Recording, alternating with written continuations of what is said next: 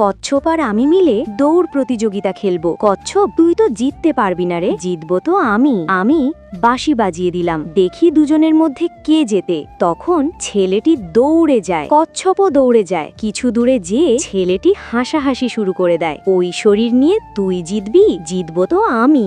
তখন ছেলেটি দৌড়ে যেয়ে দেখতে পায় আইফোন পড়ে আছে। ছেলেটি অনেক খুশি হয়ে যায় আর সেখানে এগিয়ে যায় আর মোবাইলটি তুলে নেয়। আরে, ও তো অনেক দূরেই পড়ে আছে, ও আসুক, এই সুযোগে মজা করে ভিডিও দেখে নেই। কচ্ছপ এগিয়ে যেতেছিল, ছেলেটি মজা করে ভিডিও দেখতেছিল।